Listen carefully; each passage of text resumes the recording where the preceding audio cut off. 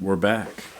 I'm going to take this off because it's really loud, and I fear that every time I move, it's going to be making sounds. So we're just going to rock with this. I'm also going to... Yeah, that's good enough. So welcome back to the basement studio.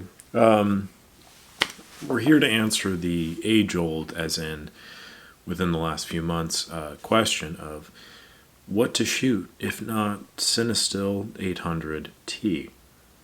There is some moral ambiguity shooting Cinestill, as they are kind of in the midst of some weird stuff with potentially filing lawsuits against different creators who are trying to do the exact same thing that they do, which is basically buy up cinema film, wash the rimjet off, recan it, and sell it as new film. So I took it upon myself to look at two of the more popular alternatives. This is Reflx Lab's 800 Tungsten and Amber 800T.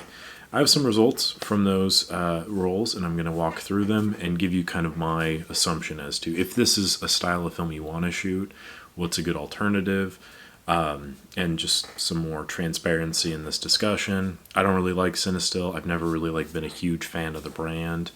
Their film, to me, seems a little bit gimmicky. I can understand why people like it, and I have no problems. If you do want to shoot Cinestill, more power to you.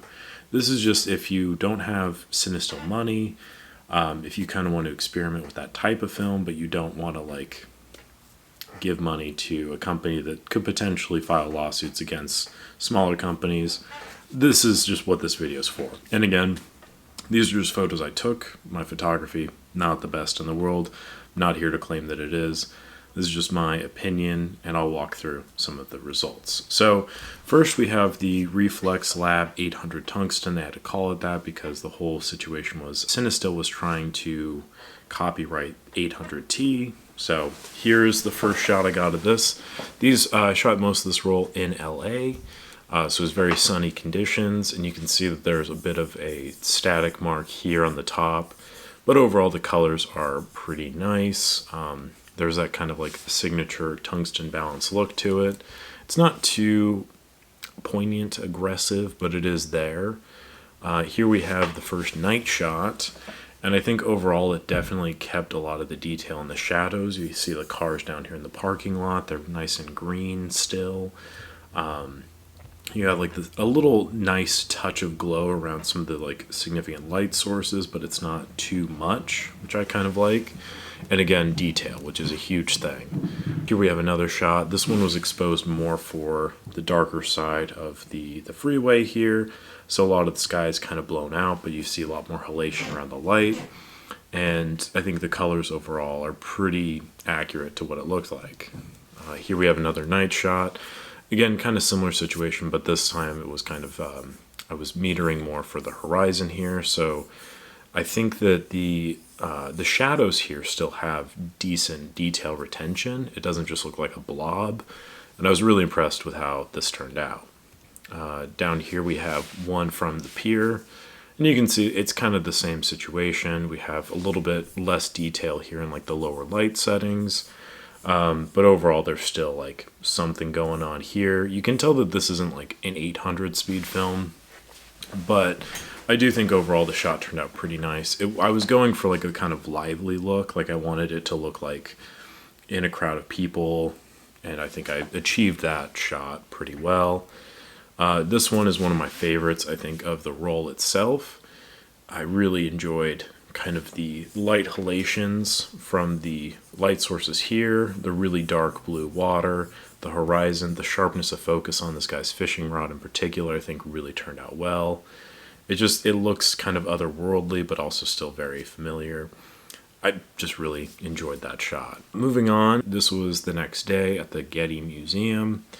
And again, daylight, so it's a lot cooler in tones. But again, we have here these really nice details on the top of these columns. And I'm really impressed with how this turned out because I think I was shooting pretty wide open. So I had a lot of depth of field. but you still see just about everything that you're looking for here. In the shadows up here, you have like the little sunflowers on the roof, you've got the details on the column. Good stuff. Really stoked about that. This hallway shot here, which I was kind of like trying to get through the roll at this point because I wanted to shoot this in black and white. I ended up doing that. It turned out very nice. But this one, I think turned out really good. The reason I kept it was because, again, there's a little bit of a static light here.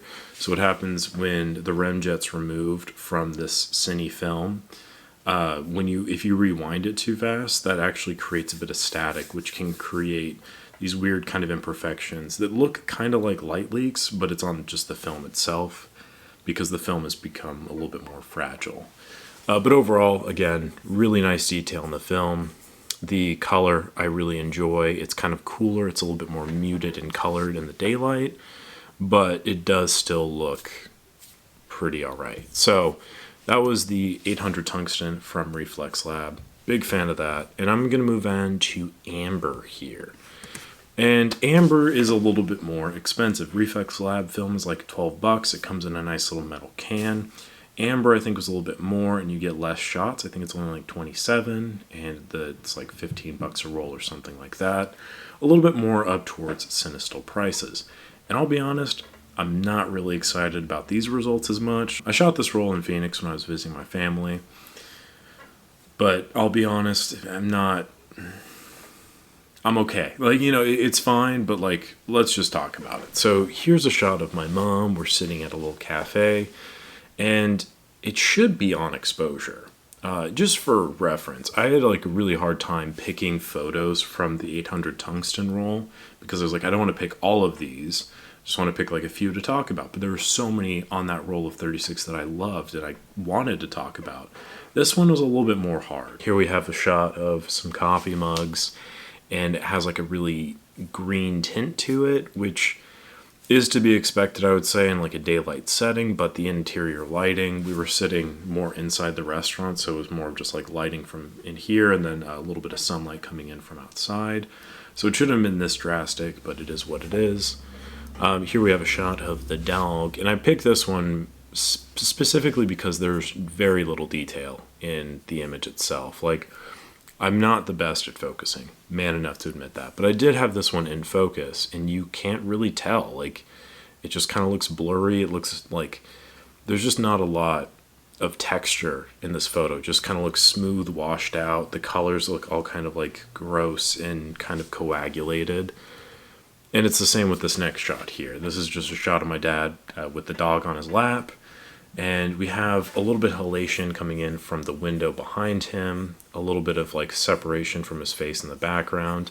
But I think 800, or the Amber 800, really requires a lot more light. And that's kind of the argument with these films, is they're usually 500 tungsten cinema film that has the remjet washed off of it. So if you shoot it at 800 speed, it's probably going to look a little bit something like this. You might need to shoot it a little bit faster, give it a little bit more light. And that's something that I really didn't factor in. I just thought, I'll just shoot it at box speed and we'll just see how that goes. And this is how it goes. So moving on here, we have a shot of In-N-Out. I went to In-N-Out. I've not been for a while, so it's kind of good to go back.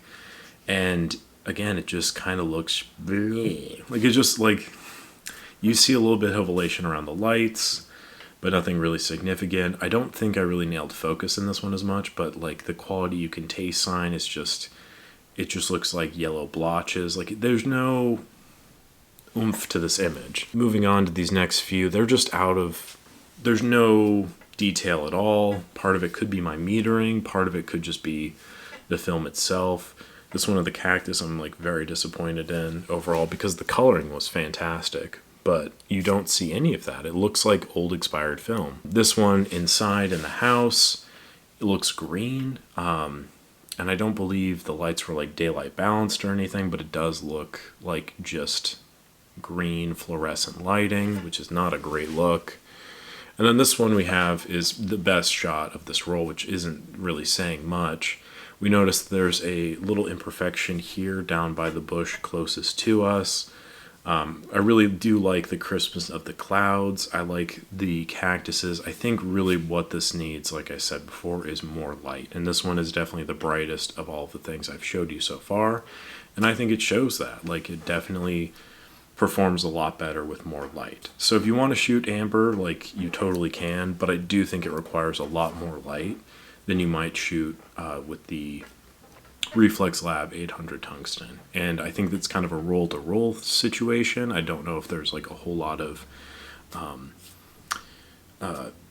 through line with all of these rolls, but I would just say, in terms of Cinestill 800 alternatives, my best recommendation would be Reflx Lab's 800 tungsten film, because, well, it's the most affordable, high quality imagery, I think, and overall just really good commitment to that specific look. If you want to have the halation around your neon lights, if you want to have like a different look in daylight settings, 800 tungsten from Reflx Lab is, I think, the way to go. So that is my thoughts on that. I hope you enjoyed this video. Thank you so much for watching. Make sure to leave a like if you enjoyed it, subscribe to the channel, and catch you on the next one.